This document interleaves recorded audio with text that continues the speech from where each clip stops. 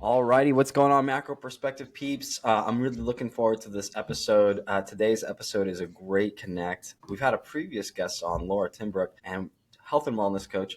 Today we have a colleague of hers that she had, got us connected with, which I'm super excited. Connor Moriarty, super cool last name, by the way. Anyone who reads the Sherlock book. Thank you very much. But what's great is Connor is a person with an amazing background, doing a bunch of things in the well-being space and just kind of in the mental health space. And, Connor, I'll let him speak about himself in just a moment, but, from his dossier, just a few great things, like a dual master's in counseling psychology, which, Marcos and I really respect, because a lot of our work in coaching is very much talking to people and almost just being a counselor as opposed to always do this, do that, and helping people out. So I do appreciate that. And also a master's in international peace and conflict resolution. I was saying to Connor before this podcast came on, I was like, I probably need a little more of that to learn how to become a better peaceful communicator. But Connor's also an entrepreneurial. Created a clinic with his wife. He's out here and helping out the community and doing a bunch of different strategies when it comes to well-being with different companies. Connor, thank you so much for being on, and really, really appreciate your time. I know that it's really valuable with your family time, with your clinical practice. So we appreciate you. I think this is going to be a great conversation. So we really want to steer it towards you, but tell us a little bit more about yourself, like how you got into this space, and then some of the big projects we'll be getting into during this conversation. Yeah, Seamus, Marcus, thank you very much for the opportunity. Big shout out to Laura. Thanks for the connect. Where do you want me to start? I could yammer on about this stuff for days. Maybe how you got into the space of wanting to be a counselor and holding degrees in counseling psychology. There had to be something there that in your life that you're like, you know what, I want to help people with their mental health, or I want to help the community in some way. Was there something specific in your life that you're like, I need to get an education in this so I can help more people? Or, how did you get there? Yeah, I love this question. So how, my example in my life is I have an uncle who's a fighter pilot in the Navy. He knew from the day he could walk that he was going to fly airplanes. And he took every step necessary to get there, including getting a aeronautical engineering degree from Penn State. And he did. He flew planes. He flew fighter jets, and then eventually started designing flight systems for the Navy. I wasn't that way. My path to getting to this was extremely convoluted, and I sort of fell into counseling. And I'm really glad that that's sort of where life twisted and turned. Initially, if you talk to my mom, she said that when I was little, I wanted to be a fireman that sang pretty songs.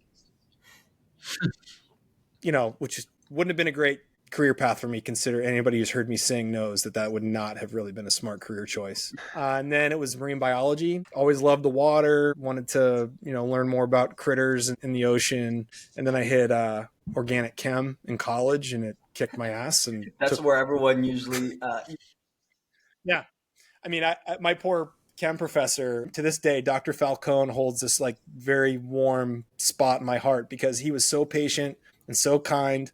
And I was there 3 days a week, just trying to learn this basic stuff for him. And one day he said, Connor, I don't think you want to study dolphins. I think you want to be a dolphin. I was like, yep, Dr. Falcone, that's right. So I changed majors. And at that point, I was like, all right, I'm going to go in the military, because that's kind of what folks in my family have done. And that felt good to me. I was an athlete and, felt like the right thing. My best bud and I he dropped out of college. I was going to go with him. And I had a professor and my uncle, the fighter pilot, talked me out of it. And, cut to the chase, graduated college, had a couple pretty intense personal tragedies happen. Life zigged and zagged, decided to go back to grad school. And the degree that I was in, it was great, but wasn't quite cutting it. I got a job. This is the international peace and conflict resolution degree. It was I want to be a mediator in conflict zones. I didn't want to kill people anymore. I wanted to be in the stuff, in the thick of it, but trying to help people out. Yeah. Got a job working with adjudicated youth. Honestly, running an anger management class, I had no business running an anger management class, especially one that was attached to a court process. But I got that job, and after a couple of months, I went to my academic advisor and was like, all these kids have really shitty things that they've lived through and are in the middle of, and it's no wonder they're angry. And she was like, oh, actually, we just had a meeting with the psychology department. We're going to do a dual degree, but we need somebody to test it out. Would you test it out for us? And I was like, yeah. And the rest is history. I found a line of work that, if I look back, I'm sure there are plenty of things in my life that prepped the soil for this interest in psychology and this unknown passion for like listening to people tell their stories and trying to help make sense of things. But it was not what I expected. It's not what I set out to do. And I think for some of us, that's just sort of the way the journey goes, right? You shift, you flow, you zig, you zag, you get your butt kicked a little bit and you bounce back up and find yourself somewhere interesting and new and sometimes really wonderful and exciting. And that's luckily what happened to me. So the program didn't exist. They were ushering it in. And then, it's like you're ushering in a program for 2026, right? Like you'd mentioned prior to us hitting record here, right? Like, so, I mean, there you go. There's even more parallels going on in your life. What did the process feel like when you're doing something that, like, again, was kind of unknown? Like, it seems like we're trying out this thing. Was it like kind of piecemeal together, or do you feel like it was like truly an immersive experience for that line of work? Like, especially like based on what you know now. For me, the combination of the two courses of training made a lot of sense. I wanted to do work that involved extremely tense and even like traumatic environmental circumstances. Found the process of conflict emerging to be fascinating, and even more fascinating was the process of how you resolve conflict in a way that's sustainable. So yeah, Marcos, to your point, I think in hindsight, this made a lot of sense. What was really interesting and intriguing is that the powers that be at my university noticed that there was enough overlap between the study of trauma from a psychological perspective and the act of resolving conflict that made sense to try to build a bridge between those programs. I literally was just the right place at the right time. Wow. Like I happened to share this story with my academic advisor, and she happened to offer that I get to be the first penguin off the iceberg. And it's a great combo. What does someone do? I mean, obviously you do what you do now, but like, what would someone do with that said, dual master's degree? Also a great question. Like when I went into it, I fully expected to use the tools from the psych program to help do conflict resolution in conflict zones. Like that's what I thought I was going to do. And what I learned is that, for me at least, there was like a fork in the road. Very similarly to in college when I was like military or not military. The fork in the road split. And for me, what ended up feeling more realistic was helping individuals work through the conflicts they're dealing with rather than like nation states. You know, that still feels big and overwhelming when I think about it, even though it's still fascinating and interesting. Connor, when you say like nation states and conflict zones, you mean like literally ushering in like peace between multiple politicians, or like trying to be like a conduit of conversation or something like that? Yeah. Who are the people on the ground when cities are burning down that are like, who are the decision makers? Who are the people calling the shots? What do they need to stop killing people? And how do we get it to them? And then have those structures that get put into place persist. I mean, that's happening like all the time. All the time. It's world. wild. Yeah. And there are people that go into those places. So what organization would you work for? Like what organizations would do that? I don't know. Like I have no clue. Like are those like government agencies? Usually at first they're non-governmental agencies, but sometimes it's also the UN. So at that time I thought, okay, and this was honestly, guys, a lot of folks, myself included, go to grad school because they're not sure what exactly to do with themselves, right? So that was the other part of it. As I was aimless, going through some stuff, trying to figure some stuff out. Okay, I'll go to grad school. Yeah. And that was my vision. That was my half-hatched, kind of half-baked vision. I'm going to go to work for the UN. I'm going to be on these advanced teams that are going in fact funding, trying to help build some preliminary bridges that leads to longer, more intense negotiations and peace talks. And then those peace talks are going to take hold and there won't be any more war in this area. That was the vision. That's not totally quite how it works in real life. And also my life shifted. Like, the way you laid that out, I was like, man, that sounds like a plot of a happy movie. Like everything gets resolved at the end. I don't know if it's that's how it is. No. Flash forward to today, and we know that that's actually not the case. Yeah, but you got to learn these things as you go. So being that going into conflict-ridden areas would require conflict, I'm sure part of the studies involved understanding why conflict emerges in the first place. Why does conflict emerge? In a nutshell, it's typically resource scarcity, or people that are trying to control as many resources as possible. Okay. So literally, I mean, anything that they deem would be a resource. So it could be like intellectual resources, it could be physical resources, it could be religious resource, right? Water, food, money, minerals, oil, things that are necessary or have value the more of that you control, the more power you have, the more you can do. Depending on the circumstance, you can do whatever you want. And that's kind of a problem sometimes. I mean, we don't really experience it necessarily in our day-to-day, like hands-on. You may have probably seen a little bit more of that given your background, right? Actually, what does something like that look like? You were deployed? No. So not military. I took another route. Okay. But I did. You had that conundrum in your head. Like, do I go this way? And then you're like, I'm going to veer over that way instead. Yeah.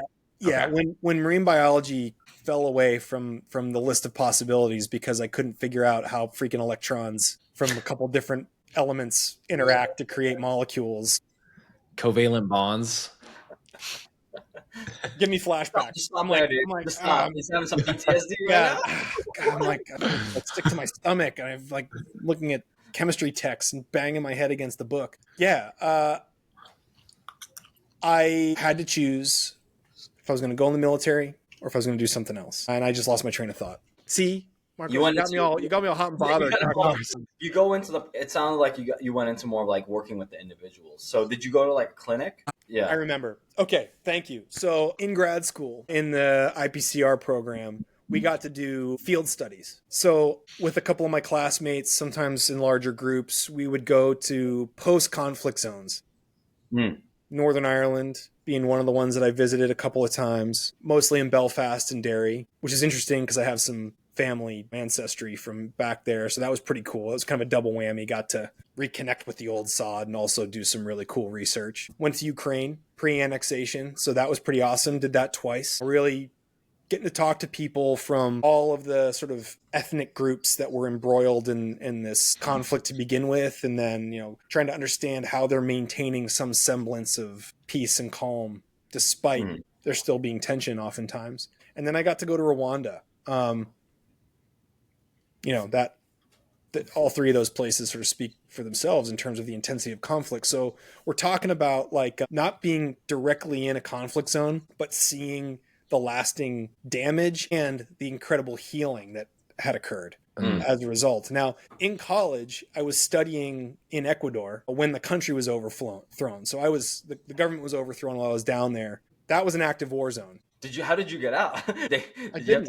We sheltered in place. And I, would like go for walks and found myself in a couple of pretty hairy situations, got tear gassed a handful of times and a couple other things I'm not going to talk about. So to your point, a little bit of sort of peripheral direct experience and kind of conflict zone, but that was 3-4 weeks over the time I was down there. It resolved fairly quickly. And, for myself, I made it through unscathed, minus like knowing what it feels like to get tear gassed, which sucks. Nobody wants that.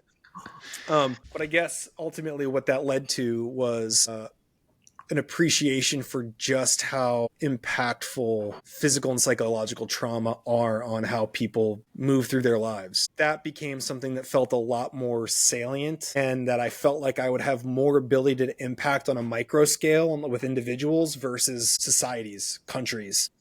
Yeah.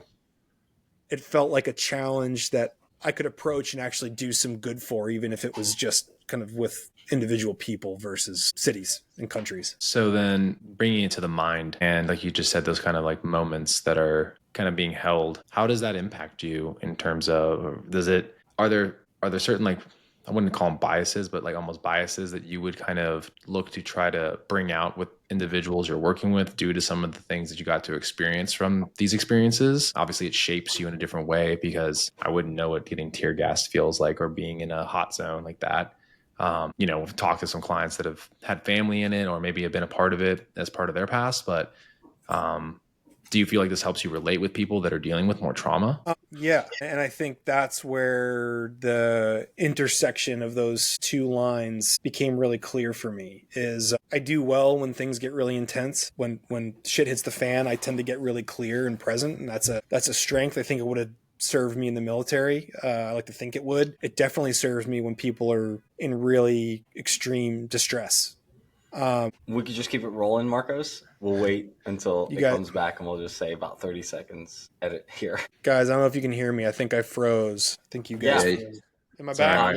It was You're about back. 30 seconds. So Dang, you were dude. saying All right. intersection. Intersection. Okay. Let me just recollect my thoughts. I went in immediately into like tech mode, and that is not what I'm good at. Okay. So the intersection between like uh, the experience of emotional intensity has always been something that where I get like clear. I kind of get in the zone. Like the noise kind of turns down. It's one of the reasons why I thought I would have done really well in the military. But where it does serve me incredibly well is when people are in really intense emotional spaces, and I'm one of the people that gets to kind of walk with them through that. Mm.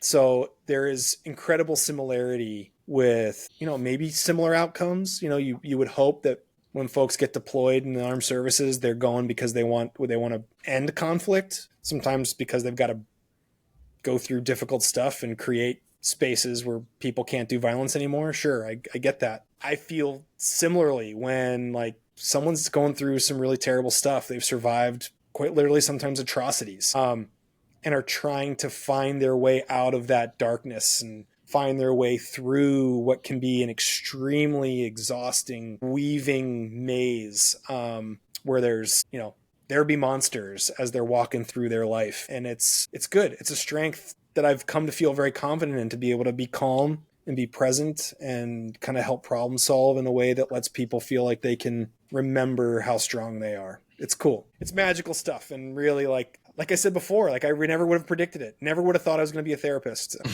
And really, really glad that that's kind of where things zigged and zagged and led me to. Yeah. And we do. We have a fair bit of fair number of clients that are veterans, and we're working more. We're hopefully going to be able to start bidding on some contracts for active duty folks. Yeah. In the not too distant future, and that feels good. That feels like Yeah. a really good combination of my interests and talents. That's that intersection. Yeah. I appreciate that. I mean, my brother was a Marine, and family, in the military. And then Connor, like before this, like you and I spoke, like lots of athletic endeavors and combat kind of stuff, like sports. And a lot of those guys, kind of go to that route. So I know a lot of those guys being in LA, go down to San Diego at a time, go to Jocko Willink's gym and roll with like Navy SEALs. And like, those are like the greatest people I've ever met in my life. And the fact that our military is not at the forefront of like mental health on some of these concepts, and the fact that you're helping them out, I can just say, hey, I really appreciate that. But just speaking on the therapist standpoint, I tell Marcos all the time, I feel like I love my therapist. Like it's a not that kind of like, there's so many ways to say love, but like I just really love and appreciate my therapist in this way, because they're a person that I really feel like I'm a person that needs therapy like on a weekly basis, just to work things out. And I really feel that like if you have a person that's calm and stable and doesn't try to bring any kind of thing in and just let you work on your own, is great. And then she's great because she calls it out on a good way too. Like she kind of understands my behavior, where she's like, but Shane, she keeps me accountable and makes me think about things in such a way that I'm like, oh, I am being an a-hole, or I'm just being very difficult, as opposed to trying to see the whole picture and I'm just stuck in my own mind, as opposed to seeing these options and how to move through this. And I feel like I've gone through a few, and like I keep telling Marcos, the one that I'm with right now, shout out to her, she's the best. And like we've done so many sessions. I have created so many moments for myself of like inspiration, awe, and just like wonder of like, wow, that's how I think. That's how I've been thinking my whole life. And I need to fix, like I can adjust this and make it better. So I really think that the therapist is a really, for the mental health component, a really, really important person to have on the team. So I really love the fact that you have that. And so yeah, I kind of want to transition. So now your entrepreneurial journey, you have a clinic and you're doing like therapy. Is that therapy work? You're just seeing patients day to day. I know you mentioned you're working with teams as well, trying to create like well-being teams. I'll let you kind of speak on that a little bit. Yeah.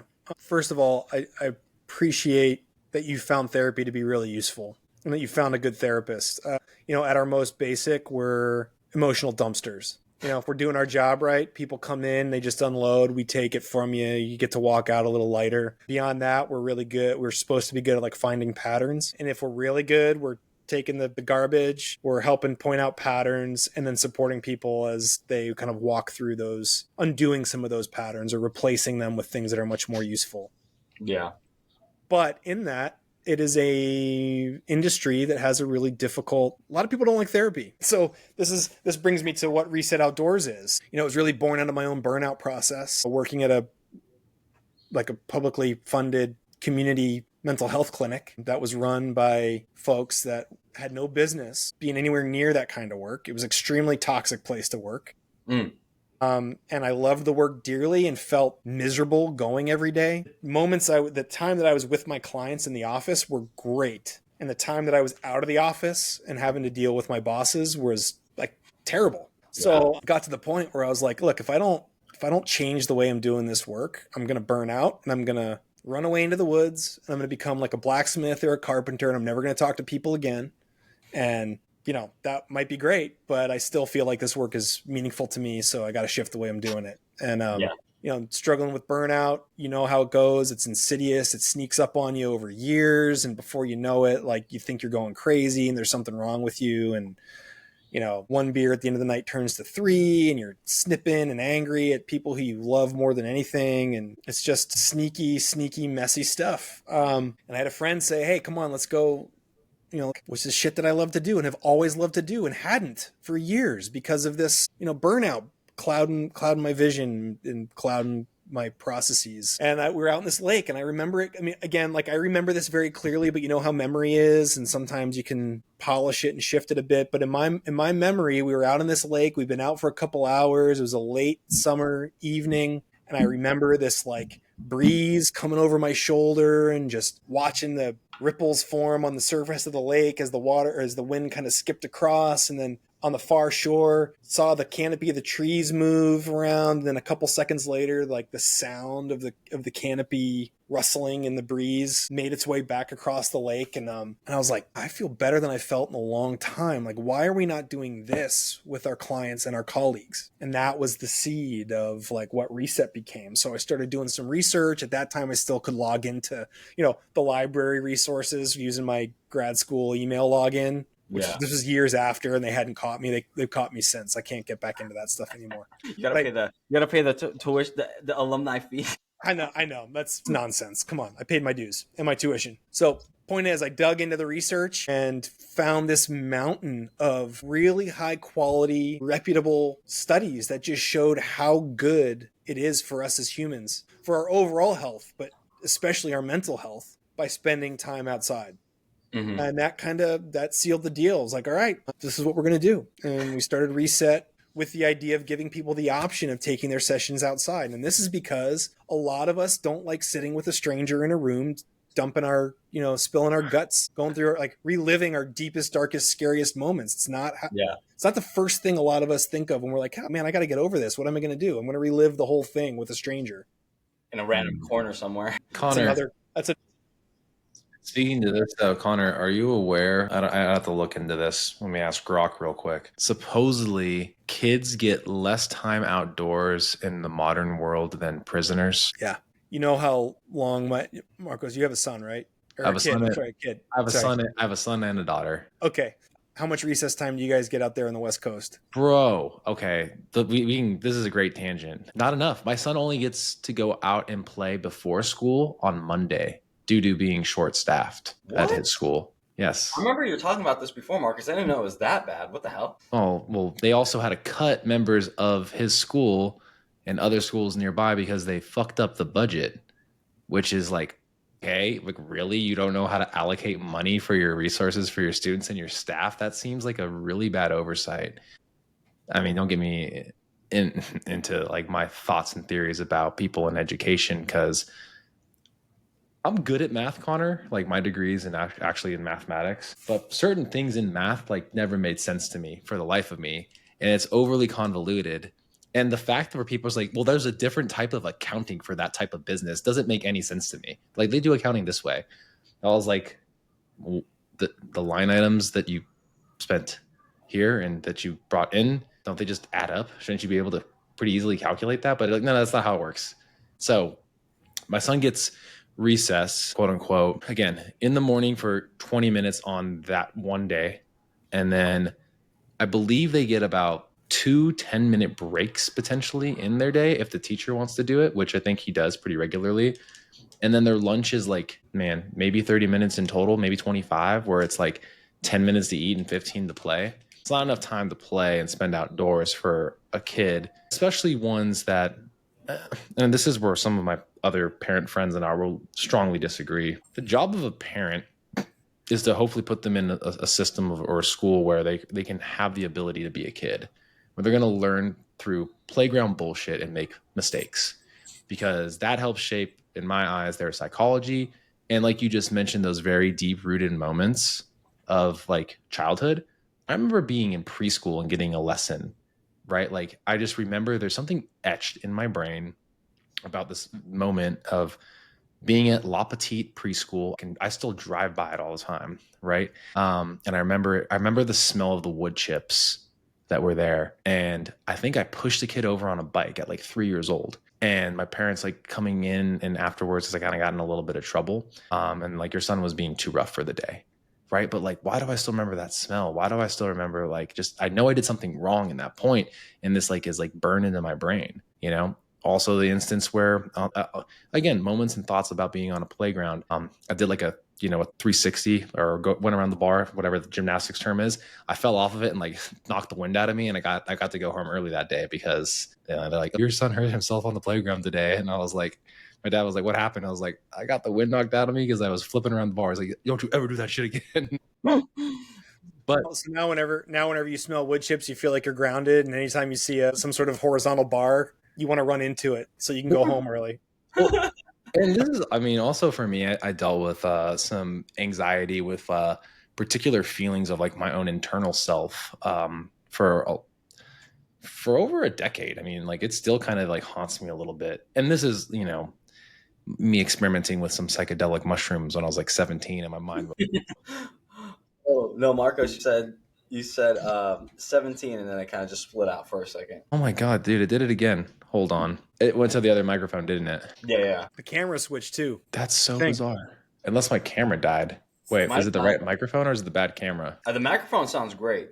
Oh, okay. Camera, yeah, My camera camera's died. Fantastic. I should have charged it earlier. Whoops. I haven't It's seen you plugged hit in some- though. It's plugged in. Hold Dude, on. it's so weird. These So so wait, you're just saying experimented with some psychedelic mushrooms when you were 17, and I deal with some of the quote unquote some of the trauma to this day about like the head rush feeling. I ended up like blacking out during it, but like trying to again convince myself I'm okay whenever I stand up too quickly. It's like you're not gonna black out like you did that one time. Like the mind does a ton of crazy things, and you get very much like in the weeds in your own head. And I don't know if therapy would even help that, but it's just more of like in my eyes, I'm like the only thing that would help me like really overcome that is probably like more of it, slowly microdose and get to the point where I've just like I have a breakthrough with it. But of course I'm not going to do that.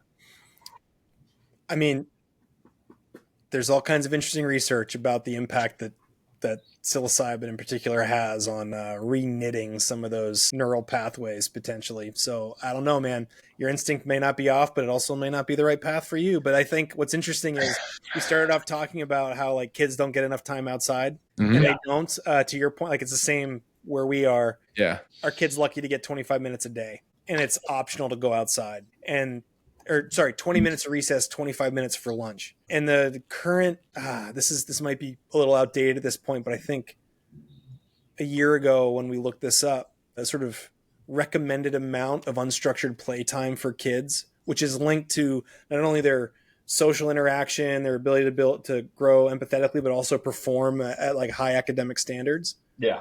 Is 90 to 180 minutes a day. That's what you need, unstructured time. You need time to play and move your body. Moving your body, you guys know this. You move your body, and it like totally changes the way your brain works. Totally changes the way that you interact with people around you for the better. Yeah, no, I agree. I was telling Marcos this. I feel like there are kids that I know because I used to coach kids to like wrestling and stuff. Even that was kind of weird because I was like, I've seen some of these kids and the way they talk to me, they had like schedules that I have now. Like they're like a CEO executive schedule. Like I'm like, what do you mean you have weights in the morning and you go to school all day? Then you have practice with me, and then you have like violin class after. Like, when do you see your friends? Like, I don't know.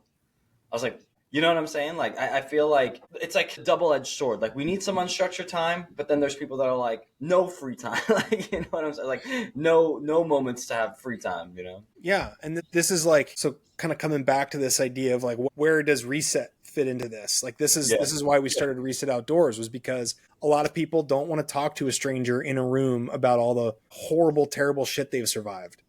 Mm-hmm. But when you take those sessions outside and you're moving your body a little bit and you're spending time with other people who in some way make you feel like you can trust them and you know they trust you back, those are three powerful ingredients that we know from research and from our own experience are powerfully good for people's mental health and their overall well-being as a whole. And then that developed into the second side of the business, where we train companies, teams, individuals, organizations, sometimes whole communities, in how to understand, establish, and maintain a culture of well-being and an effective practice of self-care. You've probably looked at a lot of literature with being outdoors, in terms of just like, what were some of the like biggest like kind of aha moments with it? You know, like in some of the research about like outdoor therapy sessions or outdoor sessions in general. Yeah. Are you guys into the outdoors at all? You do anything? You try to get out? I mean, basically, at least every Monday and Friday for sure, I go out for 90 minutes on a ruck. Yeah. Yeah, Yeah. I run outdoors. I used to do a lot of rock climbing, and you know, being in LA and California, like Yos is like the big thing. You know, going to the beach. Like, I told Marcos, like, when I was in college, I would go to the beach every week, and I felt like that was my therapy. Like, I felt reset. I was like, oh, I'm gonna crush it, you know, this week. Yost? Yos is Yosemite. Yos. Oh, Yeah. I thought it was like some other slang. I thought it was slang for getting to the beach and letting your hair just kick back into the wind. Yeah, it could be started, but no, like It is now, outdoors, as of right now. as of right now, dude. Just let that. But yeah, like the outdoors for me is so important. Like, I don't necessarily I'm not necessarily hiking or going into the mountains or always in the beach, but finding pockets in my week to like be out.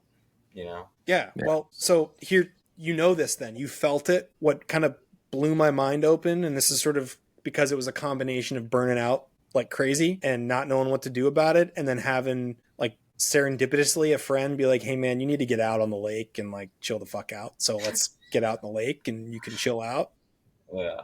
And feeling that shift. So what really cracked this open for me is I remember I was digging into the, on JSTOR and doing all this stuff and pulling up some really great research. And one of the things said that in as little as 5 to 10 minutes, our heart rate gets back to a good variable level, our blood pressure comes down, and cortisol levels measurably reduce automatically, right? And it doesn't even, when you start mixing in some other ingredients, it really enhances this stuff. But the point is, our bodies respond. They physiologically de-stress very quickly when we make the point of getting outside. That was when I read that article, and that was, I can't remember the researcher's name. He's a professor at University of Utah. I'll try to find the study because I know I have it saved somewhere. But that was the one where I was like, damn, that's all I need to hear. We physiologically de-stress when we're spending time outside. Yeah. Yeah. I mean, client today asked, we moved all of our meetings away from Zoom because she's coaching me and I'm coaching her. And she was like, what would work better for you? I was like, honestly, like, I'd rather it be a call so I can like be moving. Because if I'm tethered to this, it's not for me. I'm not as creatively thinking. And that's also part of like, I've done some episodes actually, Connor, where I'm on a walking pad the whole time, just because it like helps with like just feeling as though like the ideas flow better. I'm literally, the only reason why you're seeing me in this state right now is I'm like trying to train myself to like sit down and have more focused work, because I feel like I'm too much of an advocate of doing the things that it's taking away from me doing enough deep work, like in front of a computer. It's like you can do some menial tasks like walking kind of slow, like is like some of the robotic things that should be automated stuff, but like to get into like that deep flow state, it's a lot harder to be like, I'm gonna like pump out like the deep thinking of like this program. Like, does this work with this movement? And this person only has 40 minutes and I really want to maximize that. And I want to kind of think about the rest time ahead of time for them. And if for whatever reason, like I can think about it when I'm working out, but I can't think about it if I'm walking on the walking pad. Hey man, it's not for me to say because we just met, but I feel like if things hit and you're able to like get the stuff done you need to get done when you're doing a certain thing, maybe do that thing. I don't know. I think there's this, we talk about unlearning all the time. And we don't know each other except for just meeting now. So I don't mean this to be anything other than just. No. I think people think I'm very sensitive. I actually really appreciate just like candidness. Yeah. If it ain't broke, don't fix it, I guess is where I'm going with it. If you can think real clearly and get into the zone when you're working out, all you got to do is figure out a way to record what you're thinking and not have it disrupt the flow of your workout, and then turn that into something. You telling me I got to turn into Sam Sulik? Just like deep thoughts. Just put my freaking microphone on my head. Yeah. Do that. Send us pictures. Well, I mean, the guy makes a killing, and I mean, if it's like, oh yeah, I really want this. Again, I think as technology gets better, there'll be ways to be vocalizing what I want to get done, and then an agent or some sort of AI will allow for that thing to come to fruition. Yeah. And it's really only a matter of time. There's been so much that's happened in just the 2 years of us podcasting. Actually, the weirdest thing, Seamus, right? The thing that keeps us most tethered to like technology is just doing this, because it's like every couple of weeks, it's like something new. Well, whether it's learning something new, but also the fact that we have like, there's this new integration and it makes our lives a hell of a lot easier. And It's like, it wrote show notes for us, and it gave us timestamps, and we can hit mark on here and it might cut it out in the future for like, hey, this we noticed there was something wrong with upload Connor, here. like in your field of like clinical things. So there's someone that I like in the clinical, he's not in the clinical world, but like in the personal development world and the well-being world. I'm just going to sidebar for a second here, but like Tony Robbins, someone I like. I go to his events. Me and my fiance are going to his event this year for our 10-year, and he is using LLMs, large language learning models, AI. And he's like, in therapy, doctors dictate the things that they're doing afterwards. And he's dictated everything he's done for like the last 40 years, and he fed it into a model. And it's like, that's crazy that something can get that close to you. And to this day, I think at one point, in the field of therapy, in the field of longevity and health span, the way Marcos are in it now, like imagine if there was a thing that was just always recording you. And then the next day was like, hey, these are the things you did well yesterday, but here's where you can improve upon for like whatever goal and desire you had. So if it was like a therapy goal of like, work on this behavior, it's going to remind you to do that because it's seen you do it all day long the day before. So technology for Marcos and I is very much at the pulse. Like we're always keeping a pulse on it. We're always like, hey, what's this new agent? What's this new AI thing? Well, but honestly, it's to not do what everybody else is afraid of happening. I think a lot of people think that technology is going to take our jobs. Like, no, I want technology to take the BS part of the job so I can spend more time outdoors. Almost, I would say that my coaching would be far better suited if I could literally meet up with everybody and do like a walking meeting and let's talk about like your performance goals for the week. But, that's part of being online, is that like I got to use technology and it doesn't provide me that. I'm out there walking with my headset on and I look like a loon, and my kids keep coming up to me and saying, Dad, are you busy? I was like, yeah, you see these things? Dad, look at this backflip. Dad, look at this backflip. Yeah, it's all the gestures that I wasn't used to as a kid that I'm throwing at their way. But I mean, to me, like, and maybe it was just like the fact that I heard that Steve Jobs thing, and it was like, he's like, yeah, all the people when they needed the most creative spark for things, he would take their biggest meetings outside, or basically all the meetings. None of them really existed in this space where it's like hard to focus. Whereas like when you're outdoors and you're listening, I feel like you're just more attuned to, again, everything else around you, including the person you're talking to. So, I mean, I'm a huge advocate. It's like I said, that meeting earlier where basically we've now made the agreement that, hey, we're going to talk to each other for, basically 90 minutes a week up between the two coaching sessions. That's 90 minutes of movement for both of us. And that's also one of the goals from me coaching you to like, so it's like, it's a win-win. It's like, hey, I'm guaranteed to get you that activity. And then going back even further, like you said, 90 to 180 minutes, I would venture to say, based on all my anecdotal data, people that health span and chasing the ability to live a really long, high quality length life where you can do a lot of things independently really requires you having about 90 to 120 minutes of activity outside of resistance training or some sort of actual exercise in your day. Yeah. So you Zone probably 2. need to, yeah. Zone 2, basically. walking. Yeah. Walking gently, but enough where like, you can talk but not sing. That's the stuff from what I've been reading, right? Yeah. No, I'm with you. And I think there is the power that technology brings to our lives is extraordinary in the speed at which we are advancing into these new phases. I'm like one of these people that is totally freaked out and intrigued at the same time by AI. And I'm so anti AI replacing therapists. I mean, not unbiased in this. Like, it's kind No, of like what I do. it legitimately can't do it. Ask Seamus. Hey, Seamus, you're kind of running a self-experiment there. Okay, so, all right. So Connor, you're a therapist. I'm gonna just let you know right now. I've had therapy Yep. sessions with my AI, and I've fed it. So the model I fed was just a basic model. Gave it some understanding principles on one of my favorite psychologists, Jordan Peterson. So I fed it that model. I also said I'm also into Tony Robbins, so like give me some of this like Tony Robbins mixed in with this, and then I fed it books around counseling psychology, like the stuff that Marcos and I had to go to our board licensing, um, and I was like, these are the models, and then I gave it my autobiography. I literally gave it everything about me. I was like, here's my biases. Here's like moments where I had a boo boo. Like I literally like spoke into the thing for like hours, and I was like, but this is my goal.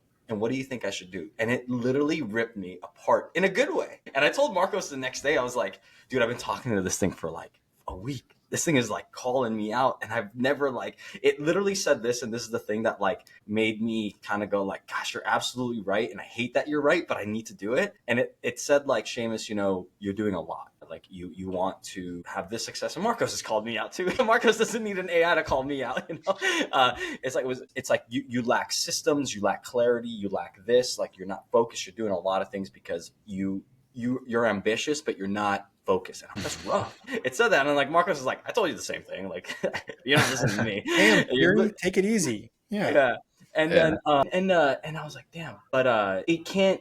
It didn't have that same fervor though. It didn't have that same like when I go to my therapist and I say the same things, she says the same things to me. I'm like, I feel this connection that I'm like, I can't wait to tell her. Like, I like telling the AI the thing is, but it's more like logical things. Like, it's just giving me some logical, like, oh, make sure you look at your calendar.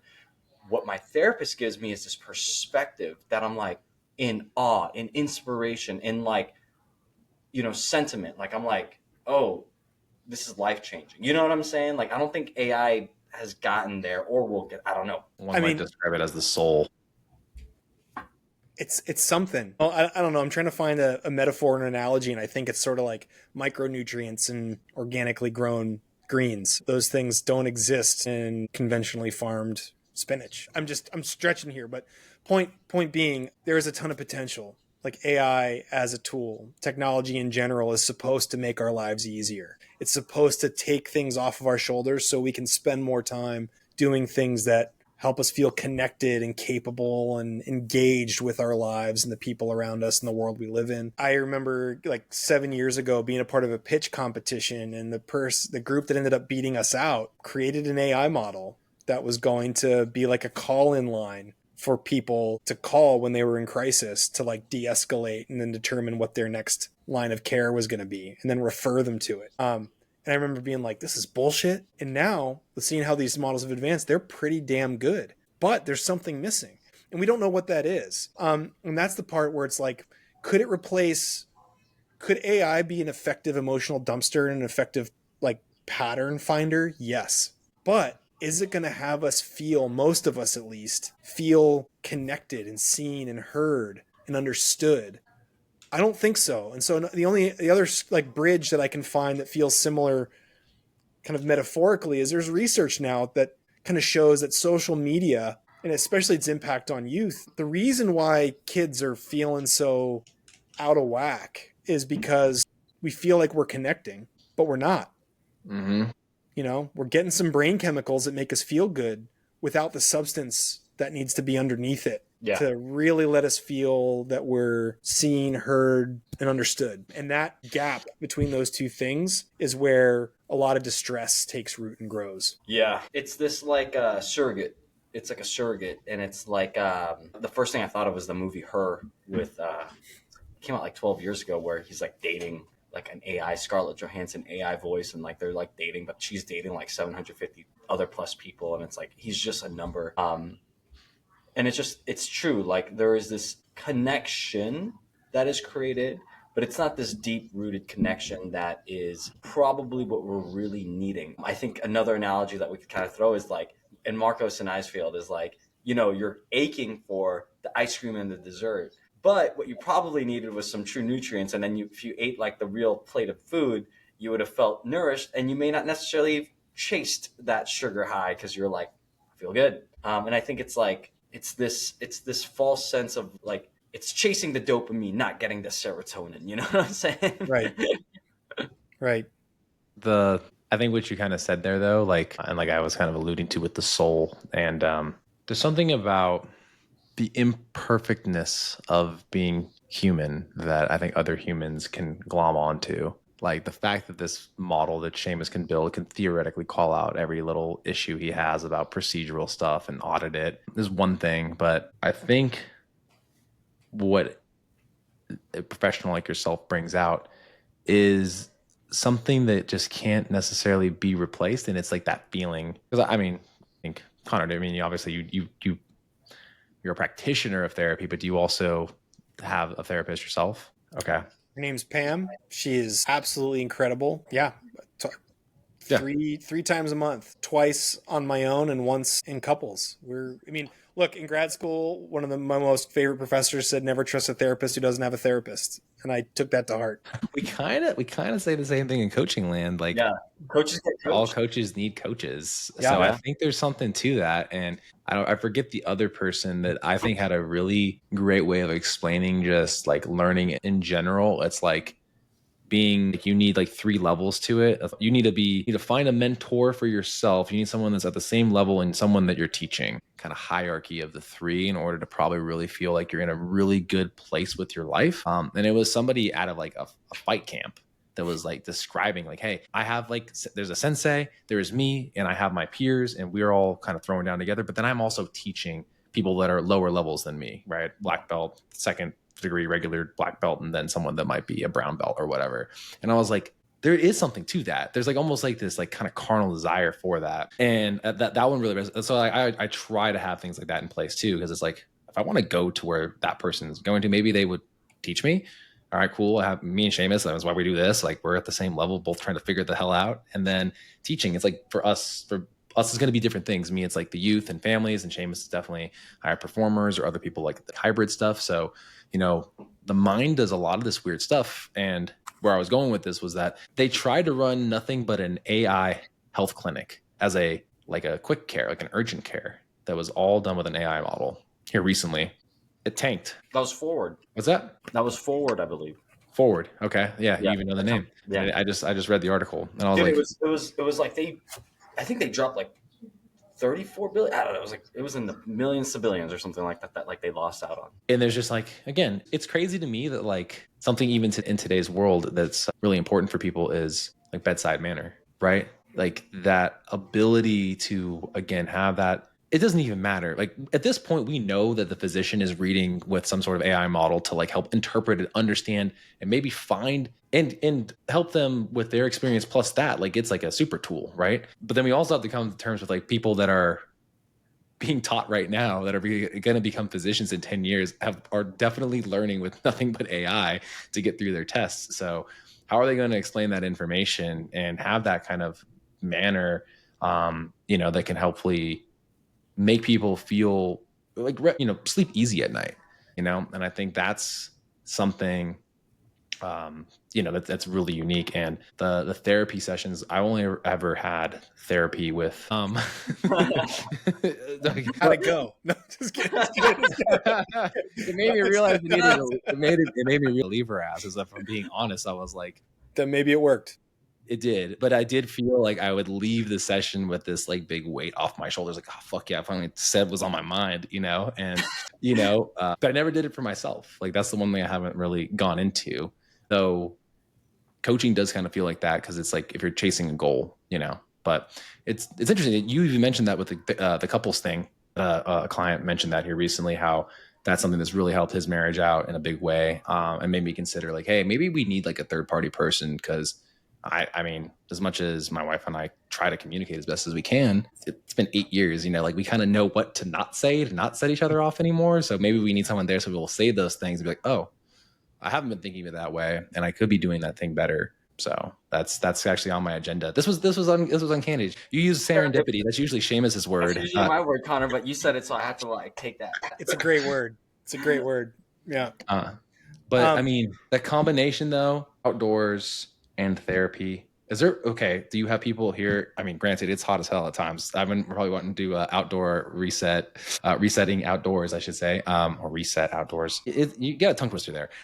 In Vegas in the middle of summer, it probably doesn't really work to be at 120 trying to go for a walk. But I mean, are there other people that are like affiliates for you that, or like that take the methods that you guys are doing or run with it even more? Yeah. I mean, we're actively building out kind of the next 10-year phase of our business. So yeah, those are things that we're actively considering. We've had some pretty significant wins over the past year in particular that are setting some things up in a way that feel really exciting. And to your point, like, yeah, we're hoping to be able to have a replicable service model that can go to other places and potentially working with affiliates. We think that, you hit on a point earlier, and this is a soapbox I tend to like to get on, but you talked about bedside manner and how like we know what it feels like when we have it and we know what it feels like when we don't. But what we do know is that it speeds healing when people feel cared for and that they're important and that they matter. Like those are pretty abstract things. But when patients, and this is replicated research, when patients feel that from their caretakers, their physicians, their nurses, their therapists, they heal faster. Another ingredient that speeds healing, and not just like healing to discharge, healing with like resolution, right? So you're not coming back in 3 days with the same issue recurring. So bedside manner and views of greenery. Patients that have a window where they can see trees heal faster than patients who see a wall or don't have a window. Yeah. There was that study, even with the time of day sunlight too, making a difference in speeding up healing, if I'm not mistaken, right? Like a window that faces east does better than west because of like getting morning sun, like to wake you up and then kind of set your rhythm versus seeing like your day end. Like, just really bizarre stuff. But bizarre, but also like it feels pretty intuitive to those of us that are, outside a lot and can pay attention a little bit. I'm not talking about like taking blood samples and spit samples and testing, for all the biomarkers and stuff. Point being, these are not things that our medical system provides consistently. We're just now starting to train physicians in how to appropriately approach their clients, but you're not reimbursed if you don't ICD-10, ICD-911, whatever it is. Get the codes right so you can make your money. Get the codes right and do it as quickly as possible, because ultimately it's a volume game. But there are really compelling models that we're seeing, some in the United States, but a lot overseas, where caretakers, clinicians, physicians are given as much time as they feel they need with their patients. And the rapidity and sustainability of the healing is extraordinary, to the point where the Netherlands in particular, Holland, about 6 or 7 years ago, credited that shift with in-home nursing with saving the country 17 million euros. Whoa. So it's counterintuitive. You move a little slower, you spend a little more time, you get to know people and talk to them and understand their fears and their dreams and all this stuff. And they get better faster, they stay better longer, and ultimately it makes the system more efficient. We're not quite there yet here, but we're working on it. So this is to your point. That's like the Synergenics model. That's the company that we work for. I'm in longevity health span, kind of going into that, but not necessarily doing sick care, more like optimization. But Connor, the thing that makes me think of is like Marcos and I always say this, but it's just like you have to be an advocate for yourself, an advocate for your health. And it's like understanding that when you go into a system. So here in Southern California, we have this thing called Kaiser, and they're kind of nationwide, but that's what I kind of grew up on around this area. And no one there was necessarily an advocate for you. Like they just see you for like 15 minutes or less. And I just had to go to mine recently, and I felt like it was more like a I know what I was going into, because I kind of was like, I know this is going to be a drug deal. I need to just get this done. Like I just need to like tell them exactly what drug I need and give them and the nurse practitioner and the doctor listened. I was like, okay, good, because I have a background in this stuff. So you got the stuff, I got the cash. I got the stuff, I got the cash. Let's go. Just write the goddamn script. Like, like got to go to the pharmacy. But Seamus, one second. So you got me thinking about something there, though, Connor. And I don't even know how to phrase this question, but like, what's the highest like grossing industries like in the world, right? Healthcare probably being one of them, right? I saw something. Pharmaceuticals, healthcare. Yeah. And again, all the premiums that will now be, I, I, I didn't even think about this until like today. And I saw this, basically the projection of like, here's what your car insurance average was as of right now before the tariffs are hitting. And then here's where they're headed. And it's like a 25% increase, obviously, because anytime you were going to get your car repaired is now likely due to an import. So they're estimating that if you're paying about $1,200 per term, it's going to be closer to 15, right? Which probably also goes over to going to be in the healthcare expenses too, because shipping in, we don't, what's the word? We don't really Manufacturing. we don't manufacture any pharmaceuticals really in the US. It's all outsourced and brought in. So that's going to increase healthcare costs. And these companies are now going to make even more. And the end consumer is just going to be looking to pay more in all avenues, unless of course it actually goes the other way and the buying power gets better. But like if it does actually stick, shit, it got me actually worried today. I was like, damn, I didn't even think about that. Like, and it's most of the things that are I'm spending money on that I hope to not have to ever use, which is my insurance. Yeah, dude, it's crazy.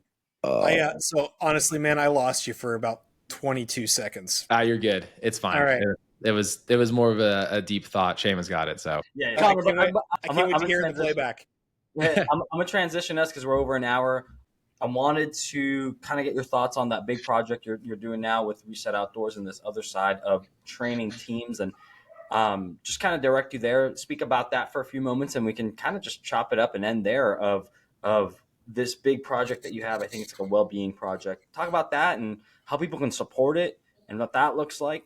And yeah, Appreciate that. So there's two projects. One's one that we've been working on for a while. The second one is a new one that we're very excited about. The first we call Foundations of Wellbeing. It's a training program designed to help groups, teams, departments, companies, organizations understand, practice, and maintain a culture of well-being. The idea being that it can essentially save a whole lot on retention and turnover, but also improve and healthcare costs ultimately, but also improve team dynamic and productivity, which is a hard thing to measure. Productivity is a difficult thing to measure in these spaces, but we're starting to figure that out too. That's a lot of fun and very interactive, and I think very useful. So we're excited to offer that. The next piece that's kind of which has emerged from doing Foundations of Wellbeing now for 3 years and gathering a lot of data and kind of iterating into the next phase is we're emerging into this space of becoming really good at teaching people how to engage in effective self-care. Yeah.